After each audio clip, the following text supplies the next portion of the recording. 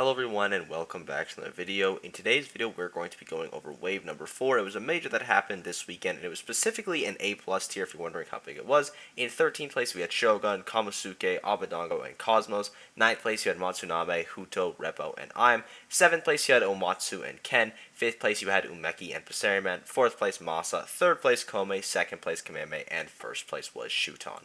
So there wasn't too many runs that didn't make it to the top 16, so we're just going to be talking about a couple players that maybe didn't quite get their seed. In 17th place, you had Hikaru with 48 and Kanaji. Now, Hikaru was seeded for 17th.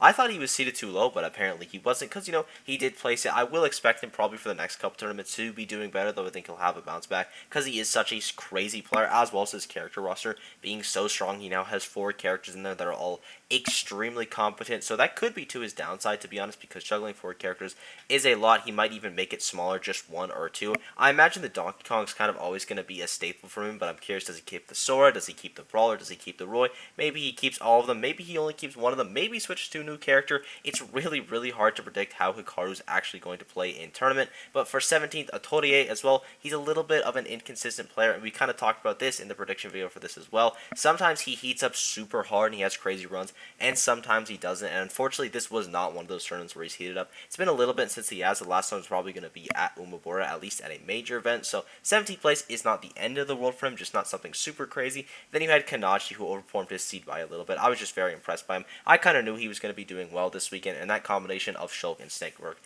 very well in this tournament. In 25th, you had Neo and Shiryuki. Now, for Shiryuki, he's been a little bit more off and on, but he had a pretty good performance at his last major, so I'm a little bit surprised by this 25th year. And Neo as well, who has been doing some of the best he's ever done. Now, he is an up-and-coming player. Sometimes people are just going to have these lower performances. Even super established top players are having these lower performances sometimes, especially in the current meta, so it's not too big of a deal, but a little bit of a lower placement for him. Then finally, for 33rd, we have Mr. R, who's a pretty big invader. This is his first tournament outside of Europe in a very long time, and you know what? He did okay. It wasn't the end of the world. 33rd isn't amazing, but 33rd at a major isn't terrible by any means. You also have to understand, he hasn't been to Japan in probably a very long time. Probably hasn't been in a region in a super long time. Jet lag is a factor. Those are all kind of things, and he'll be in Japan for a little bit longer, so I'm sure we'll see another good tournament out of him. You had Nietono as well, who's been doing very well. Maybe he goes back to a little bit more Pichu, maybe Diddy Kong. It's probably going to be that same focus on Diddy Kong, because again, one tournament placement doing bad is not the end of the world. You also had Hiro in 33rd, and when you're playing Bowser, sometimes you're just going to get those lower performances, because some of those matchups are incredibly polarizing. Then the biggest shock by far, the first seed of the tournament, Zachary, got 33rd, so that is a pretty big deal. We'll be talking about both players who upset him, but Pitt, not a super great tournament character, he's just not a great character in theory either. Pitt's not super amazing, so sometimes you are going to have these low placements. I imagine he bounces back, but Zachary, he's already having a very inconsistent 2023. That Kageibi run is looking more and more like a highlight from him, so I'm curious to see in the next tournament, maybe he does stray away from the Pit to be aiming towards more consistency. Not saying that he can't figure the Pit out, because he obviously has in the past, but it's going to be interesting to see what he does.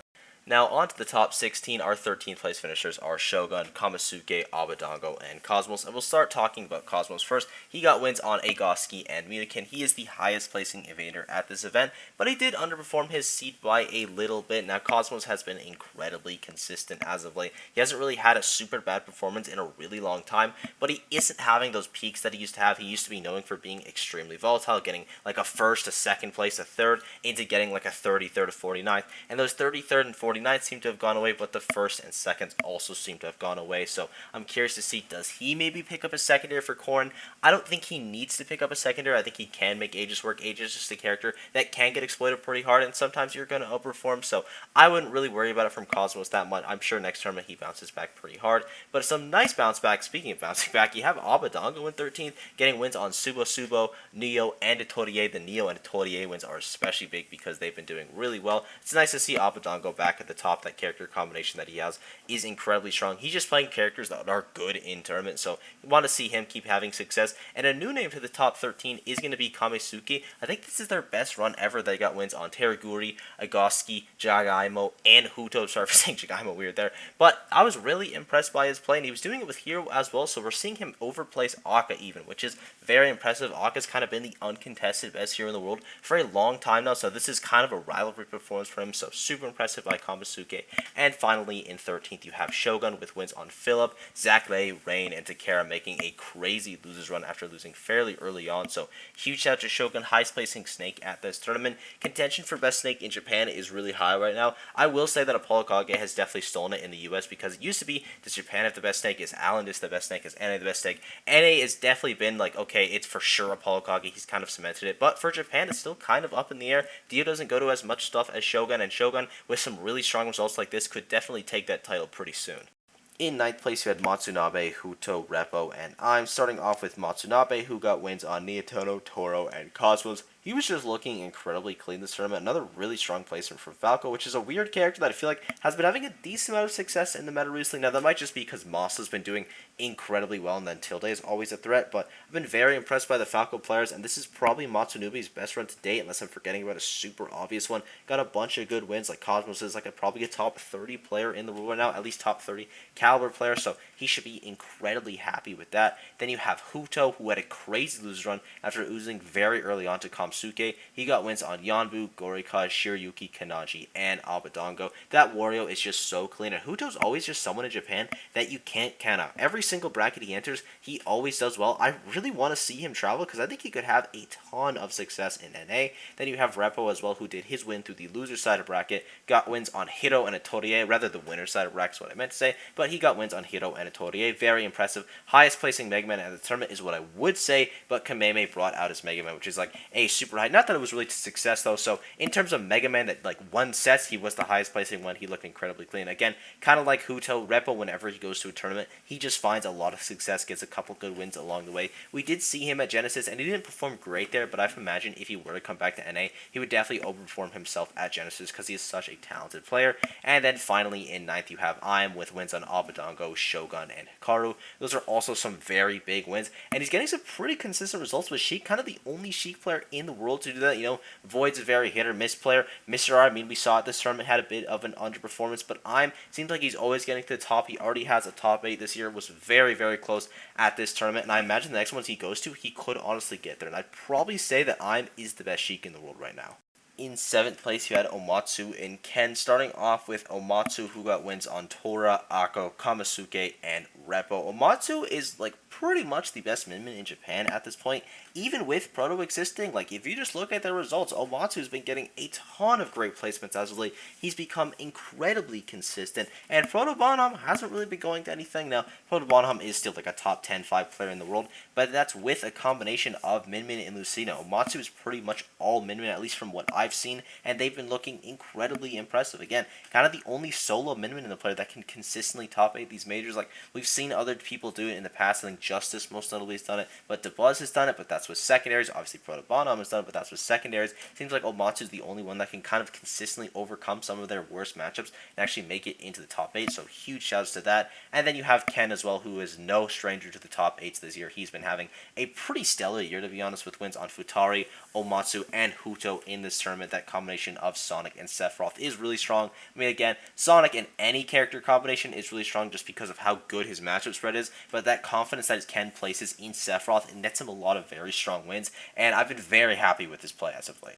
In 5th place, you have Umeki and Passeriman, starting off with Passeriman, who has wins on Neo, Matsunabe, and Ken. Now, Passeriman had an incredibly rough start to the year with a 257th at Umabura, but he's slowly been working his way back to the top. He got a 17th at Maesuma, 17th at Tsugeki, 9th place at Kowloon 5, and then last 2 weeks he's had big performances at Gen 1.1 where he got 3rd, and a 5th place here, and that's another top 8 at a major for Fox that isn't done by Light. You also had Kananabe doing it. You had Streaks doing it, even though it wasn't a major. It was a pretty big regional, so Fox players have been doing incredibly well as of late without Light going to a ton of tournaments, which is fairly interesting.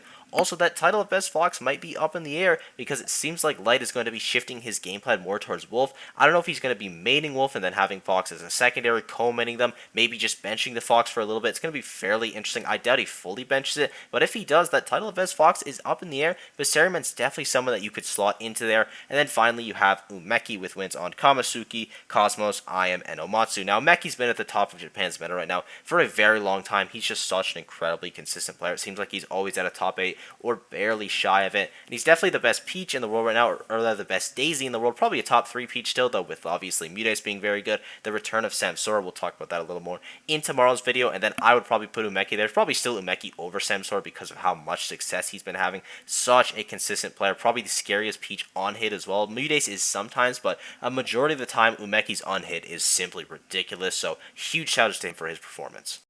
In 4th place, you have maesuma carrying his momentum from Gen 1.1. Like I said he would, not going to brag, but I mean, I don't know. But he got wins on Gachapi, Zachary, Kanaji, Repo, and Basariman, and just looked amazing this weekend. I think at this point, he's probably going to have to be the best Falco in the world right now, at least for now. Tilde just doesn't have the results to match up with this 4th place, at least for 2023, and maesuma just looked insane. Again, he beat Zachary, someone he hasn't beat previously in the past. I'm sure the pit did play a factor into that, as you know, Pit is not a character like Joker, but still, that is a massive win. We saw the damage that Pit had caused, and then he got a bunch of other good wins along the way. Multiple people that were top 8 at this major. He just looked so impressive. Like, maesuma is incredible. His playstyle of Falco is so amazing to me, and his on-hit game is ridiculous. I mean, it kind of has to be with Falco if you want to find success, but yeah, I was just really impressed by him. Super happy he was able to keep his momentum, and all I gotta say about that is, like, hey, I told you so.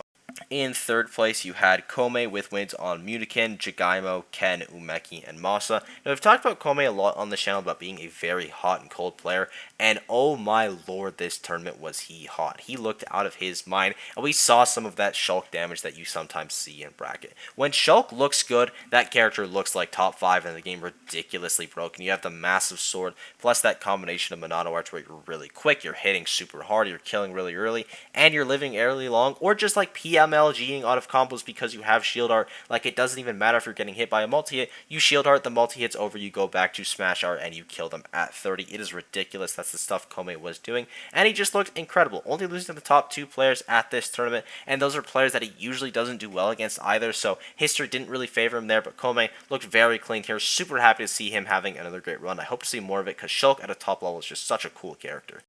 In 2nd place, you have Kameme, who has yet to have a bad performance this year. His worst performance is 17th at Genesis, losing to Ouch and Light. He has 9th at Kaguribi, 2nd at Subageki, 2nd at this tournament, and 4th place at Umabora. But you notice a trend here.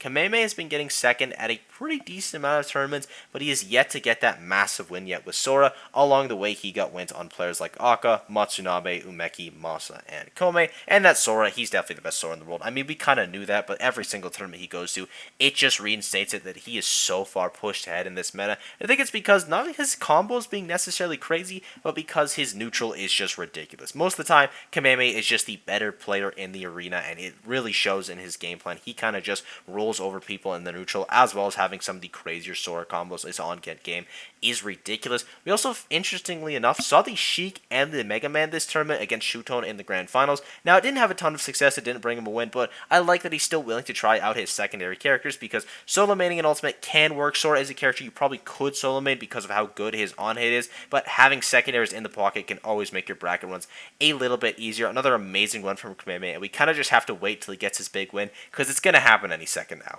And our big winner of the event is going to be SHUTON with wins on Gorika, Takara, Pasariman, Kome, and Kameme twice. He is fully back. 2 major wins in a row for SHUTON, even though he massively underperformed at Gen 1.1. That was a regional, so we're not even going to worry about that. He won Kowloon 5, he won Wave 4. He's back to 2022 SHUTON, because he had a very rough start to the year, and by very rough, I mean he underperformed at like 2 tournaments, and one of them he got like 9th or something. So for SHUTON standards, that's really, really bad, but winning 2 tournaments in a row, more tournaments than he won in 2022 as well. Looking to be top 10, maybe even top 5 in the world again. I don't think he's top 5 right now, but maybe he feels like he is because he's been playing incredibly hot. That Aegis Olimar combo is always so strong. Again, mainly Aegis, but I like to say Olimar because SHUTON's Olimar actually goes incredibly hard for some reason. I don't know how he makes Olimar look sick, but he manages to do it every single time. He is such a talented player. Really excited to see him at Battle BC. I hope he is able to cause some serious damage, and I wouldn't be surprised to see him and that top 8 as well. And I thank you guys for watching. I hope you enjoyed. I know we only went over 16 players this tournament, but like I said earlier, there wasn't too many crazy runs that didn't actually make the top 16. But if there's a top player that I left out and you want me to go over them, please just let me know down below. Sport's been absolutely unreal lately. Thank you guys for everything. We'll be going over all the B tiers tomorrow, so be sure to stay tuned for that video if you're curious. But yeah, that's all I have to say. Thank you guys for everything again, and I will see you all in the next one. Bye-bye.